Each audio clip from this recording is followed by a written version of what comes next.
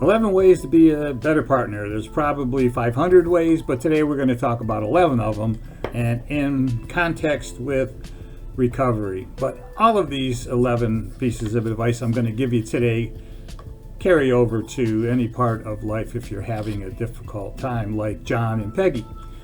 John and Peggy are people that I know that John has tried everything he can to quit drinking, and he gets himself in trouble all the time, breaking promises, coming home drunk, messing up the house finances. Peggy sitting home worried, watching the children, doesn't know where he's at. Is there a way to save this marriage? Well, let's examine this on the Coach Casey channel today. This is my sober life journey, and let's take a look at the first thing you need to do to repair a relationship in recovery. Commit to sobriety. I don't know how to say this any more clearly than I'm going to say right now, but the first step to saving a relationship based upon all the hassles created by drinking is to do what? Raise your hands if you know the answer. Pretty obvious, right? Stop drinking. I'm not an advocate of I won't drink on Mondays, Wednesdays, and Thursdays, just Fridays, Saturdays, and Sundays. No, you got to quit. And you got to get into therapy. You got to get into groups. You got to find yourself a counselor. You got to come to the Coach Casey channel, participate in my sober life journey. But you have to make the commitment. No more half-assed promises.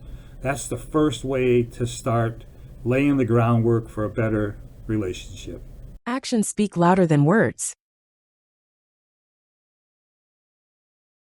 If it helps, I just want to tell you that these 11 things I have in my notes here, if I had listened to some of these when I was younger, I probably would have had a lot happier life. But this next one is keep your word. Do what you say you're going to do. If you promise you're going to be home for dinner, be home for dinner. Don't say, oh, honey, please don't be angry with me. I promise I'm going to give up drinking. Shut your mouth and give up drinking. Keep your promises, all right? If you say you're going to be honest about money, be honest about money. Honesty is hard. Really, it is. Fear is really overwhelming, and telling something that's not true is a lot easier. But the thing that Mark Twain said about telling the truth is that you don't have to remember your story for later. So keep that in mind as we march along to the next thing you can do to help be a better partner. Understand other person needs time to heal. You're a better partner if you understand that your partner needs time to heal. Look, just because you quit drinking on Monday doesn't wash away X amount of years or months of difficulties. Don't be surprised if they don't believe you. If you've played Ring Around Rosie with the truth before, you're going to burn that bridge with them. So you need to be patient. You need to take the advice from the other two items I talked about, but you need to be patient and nurture your partner and listen and understand that they are hurt. Apologize sincerely. Keep the I'm sorry for when you mean it. I think that when folks are in trouble, and I know that I did this, I'm no saint. You say you're sorry because you think that's going to end the conversation and the other person is going to accept it.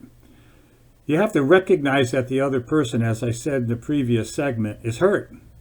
And your apology has got to be sincere. They got to see it in your eyes. You can't just mumble.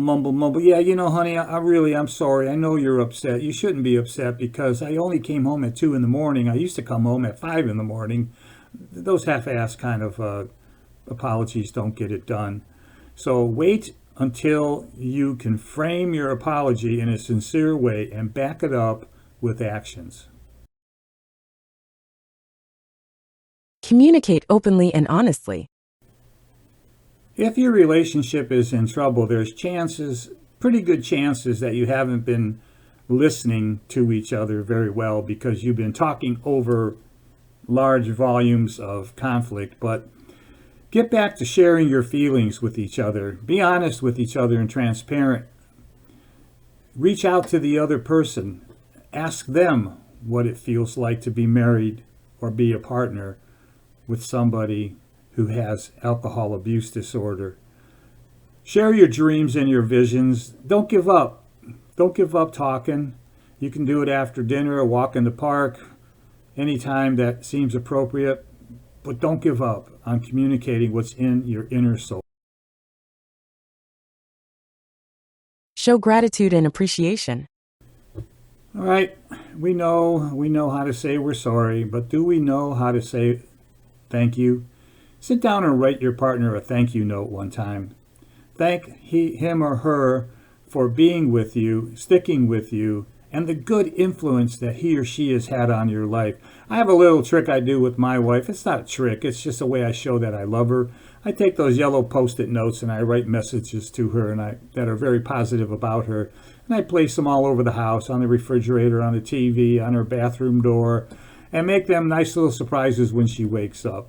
You know, people appreciate that kind of stuff. Why don't you try it? Build trust through transparency. Touched on this earlier. A big dose of transparency and honesty is going to go a long way to put the medicine on the wounds. You know, don't say, no, honey, I only had one, if you had more than that. You got to be honest, lay it on the line. You got to be completely 100% transparent with yourself and your partner. Yourself first. Work on self-improvement. Work on being a better person. Have principles, values, boundaries. There are a lot of books on this out there, but just starting with the small stuff, as I mentioned earlier, coming home on time, taking care of the books, and all that kind of good stuff that we're going to discuss further in this conversation we're having.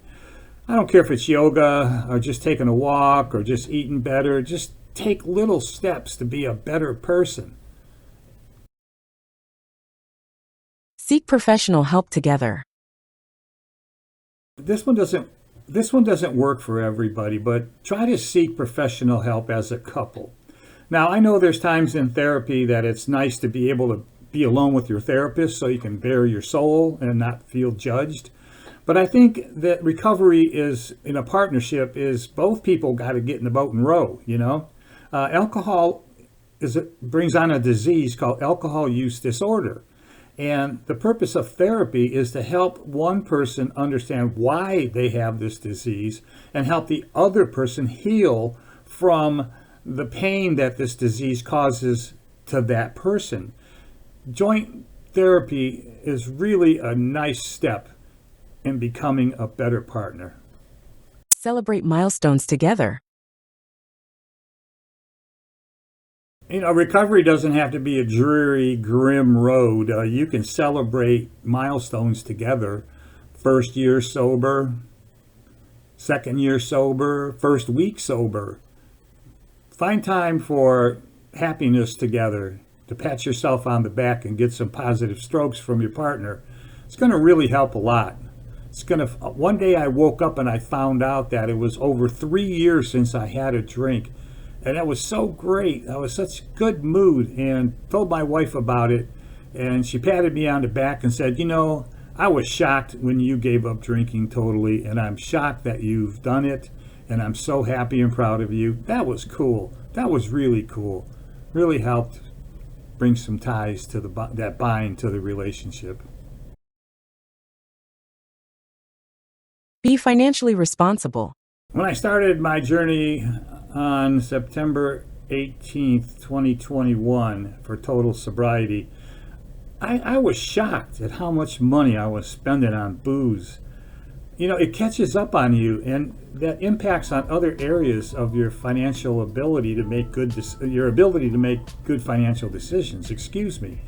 So you got to be transparent, and you can't put the burden of handling the finances on the other person while you go out and spend money on drinks. That's not fair. There's got to be an equitable relationship.